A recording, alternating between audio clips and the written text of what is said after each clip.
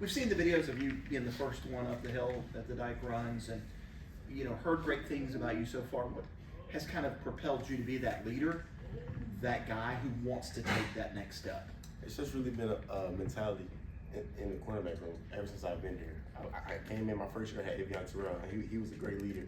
And I feel like he just passed down the torch to me to be that great next leader in CB1. So every time I go out there and every practice, meet, I'm trying to make sure I'm taking that initiative and make sure I'm being intentional in everything I do and say. And like, as you seen the video on the hill, I'm trying to make sure I'm the first up the hill. I'm trying to push my teammates. I'm trying to communicate with everybody and make sure we're all on the same page and just make sure we all have the same goal and try to accomplish everything we want as a team. I'm just curious, did you talk Shelton Lewis into transferring so you could get number 2? Nah, I love Shell. He's a great teammate, great guy. I miss him every day, but nah, I didn't do that. But you like that number 2? Yeah, I do love number 2. Coach Sweeney was telling us earlier that in the spring, you had TJ Moore out, you had Brian Westco was out, Cole Turner was out, so you had these freshmen getting a lot of snaps, and he almost had to take you out of practice because you were just dominating those freshmen. Is that true? Yes, sir, to an extent, but every single freshman receiver we have is amazing. They're all gonna have great careers. They all came in from day one ready to compete, showed up every single day no matter what happened in practice. They never backed down. Naeem Burrows, Connor Solomon, Gordon Tellers, they're all elite playmakers, and their time's gonna come, and I'm just so proud of all of them from what I've seen in the spring and what I've seen so far in the summer and everything. Sorry. You good? Coach had said that he has no starters on this team right now. Do you feel that when you all are practicing? Absolutely, because every day that we go out there, you have to prove it. It's every day is game day, and every play is a game day play. So every time that we step out there on the field, we're trying to prove it to ourselves, our teammates, our coaches, to everybody that we deserve to go out there and play. So to what Coach Sweeney said about us having no starters, he's 100% correct on either side of the ball. Everybody has to go out there and prove it no matter what. No matter if you've been here 4 years, 5 years, or if you're just a true freshman. It doesn't matter who goes out there. You got to prove it no matter what. No matter what you've done in the past, that doesn't matter. Even though we had a bad season last year, it's okay. It doesn't matter. It's over with. You got to forget about it and move on.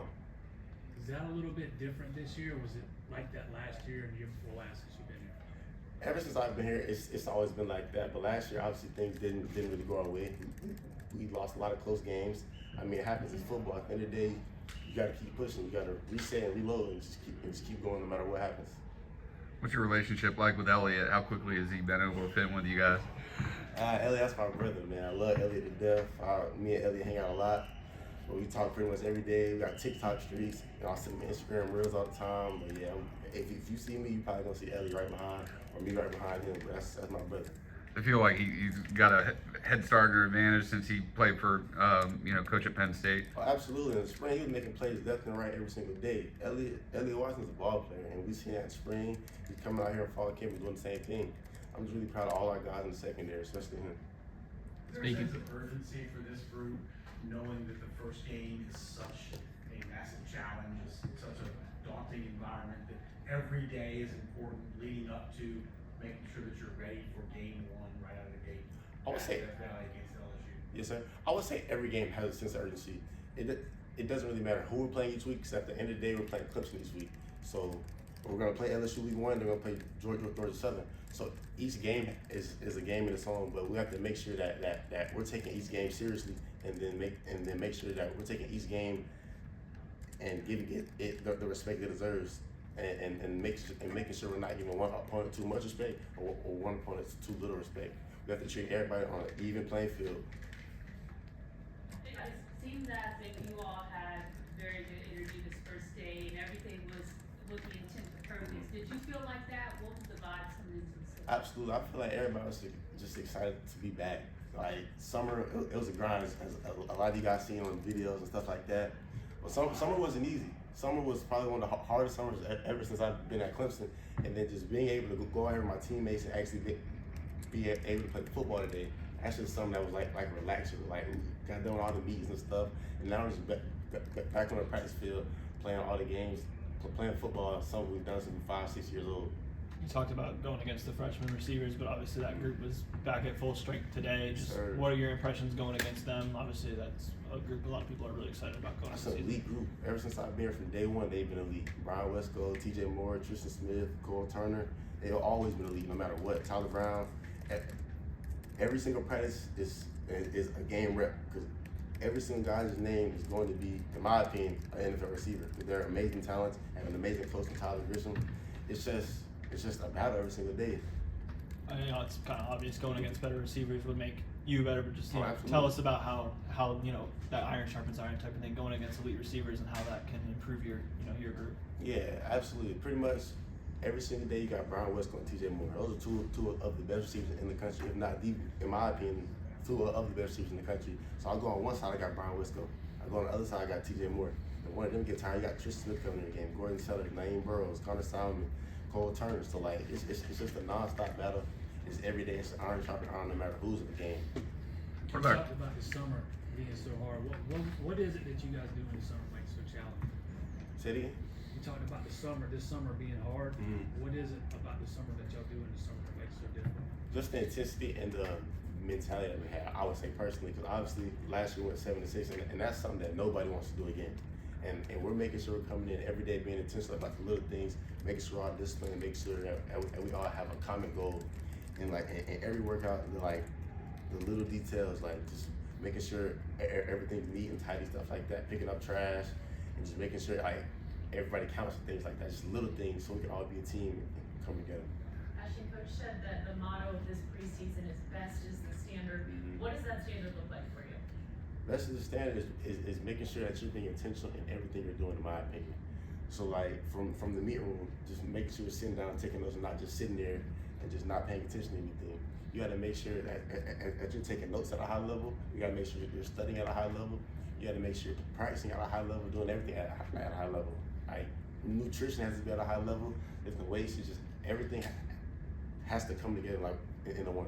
It's in my opinion, it's basically like a pyramid. Kind of a follow-up on that. What is your favorite of Coach's Daboisms? We've heard about his crock pots and things like that. Do you have a favorite that stands out to you? I'm not gonna lie, I really don't. I have one, but I always mess it up. It's like I don't know how to say it. It's like I'll do what I can. yeah, that one. I'll do what I can. I don't know how to say it, but it's that one. Like if you've been up here and like heard Coach Sweeney talk, you definitely heard him say it before. But that's probably my favorite one overall. You mentioned that elite wide receiver group. Chris Denson obviously has a lot to learn about the position, but what do you see about him physically, his attributes that could make him a dangerous receiver? Chris Denson is just an athlete. No matter where you put him on the field, he's gonna make plays. Very, very, very smart player, great teammate, great person, and whatever the coach asks him to do, he's gonna go out there and do it to 110%. So he's just gonna do it. What have you seen from Jerome and Corey that are going to help you all in the secondary this year? Jerome, my brothers, two elite safeties right there. Ball hawking, fast, physical players that are gonna come out there and give their all every single play, 110%, no matter what. Like every single day, we got handshakes. I got handshakes with both of them. We're talking after practice. We're like watching film together and everything. They're just two great elite smart safeties. He's just a freshman, but have you been impressed with Polo Anderson so far? Absolutely, Polo reminds me a lot of myself when I was a freshman. Very smart, athletic, and just learning everything so quickly and picking everything up. Like Polo, he's gonna be one of the ones. Does that make it easier or maybe more fun for you to bring along a freshman when he already comes in pretty advanced?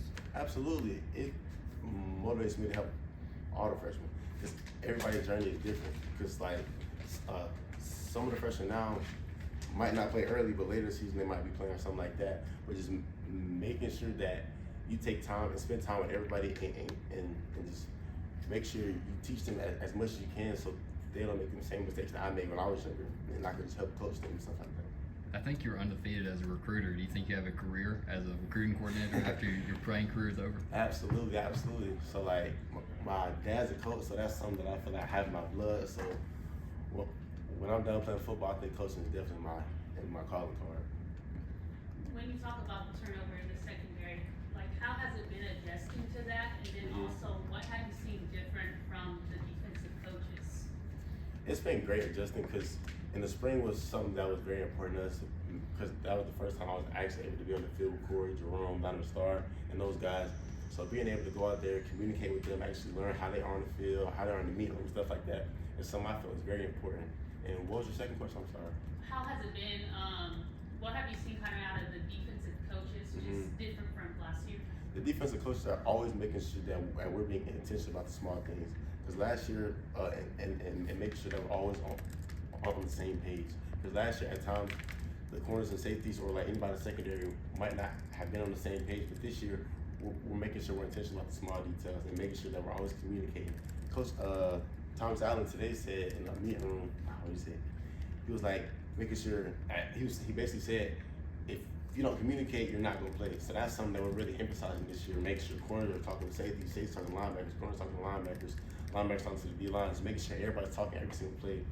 We just got to make sure that we're a noisy, loud, communicative defense. Anyone else for Ashton? All right, Ashton. Thanks, Ashton. Appreciate your time.